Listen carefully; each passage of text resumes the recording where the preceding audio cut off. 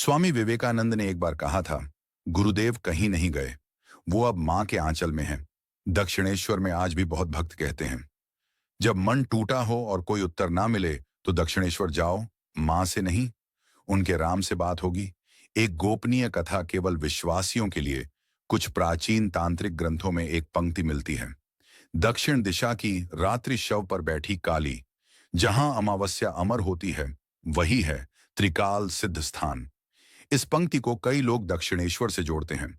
कुछ साधकों का मानना है कि यहाँ काल से परे जाने का द्वार है, एक सूक्ष्म द्वार जो केवल गहन साधना से खुलता है। कहा जाता है, उस द्वार से गुजरने वाला समय में नहीं बनता। एक जीवंत अनुभव, वर्तमान की गवाही। एक आधुनिक भक्त शिवोम घोषाल ने अपनी डायरी में लिखा, जब मैंने पहली बार मां के चरणों में सिर झुकाया, आंखें बंद की, तो ऐसा लगा जैसे कोई मेरी पीठ पर हाथ फेर रहा हो। और जब आंखें खोली कोई नहीं था, पर एक सुगंध जो फूलों की नहीं, आत्मा की थी। अब जब तुम यह सब जान चुके हो, क्या तुम मां के द्वार तक चलोगे? सिर्फ देखने नहीं, महसूस उस करने। क्योंकि दक्षिणेश्वर में सिर्फ देवी नहीं मिलती, स्वयं स्वरूप बदलकर शक्ति मिलती है। क्या तुम तैयार हो अगले दरवाजे के लिए?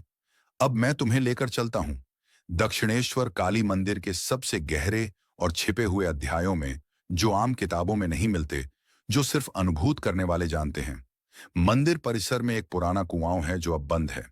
लोक कथा है कि उस कुएं के नीचे एक गुप्त सुरंग है जो कभी साधना स्थल थी। कहा जाता है कि 19वीं शताब्दी में वहां एक तांत्रिक यज्ञ हुआ था, जिसमें 10 शव, 5 तांत्रिक और एक सिद्ध साधक ने मिलकर दक्षिणेश्वरी महामाया को जागृत किया।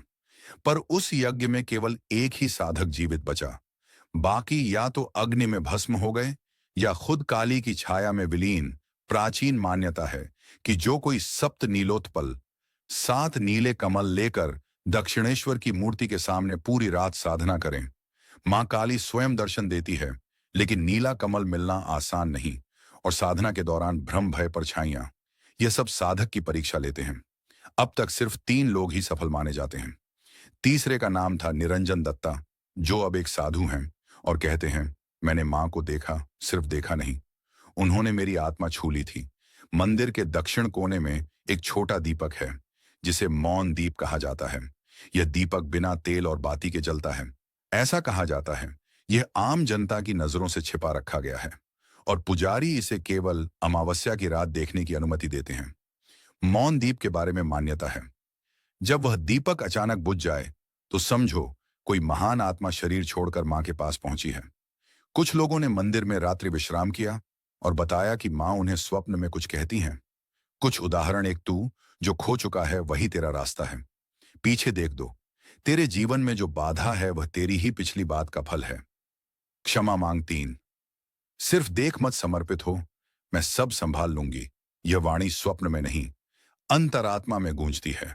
गंगा नदी जो मंदिर के पास बहती है, वह आम गंगा नहीं मानी जाती। स्थानीय तांत्रिक इसे कहते हैं काल सिंधु, क्योंकि यहाँ की जलधारा कुछ अलग है। यहाँ के जल में स्नान करने से पुराने बंधन टूटते हैं। अमावस्या की रात जब कोई इस जल में मां का नाम लेकर डुबकी लगाता है, तो वह नया जन्म पाता है, मन का भी और आत्मा का भी। कहते हैं यहाँ बहने वाला पानी सपनों तक में प्रवेश करता है।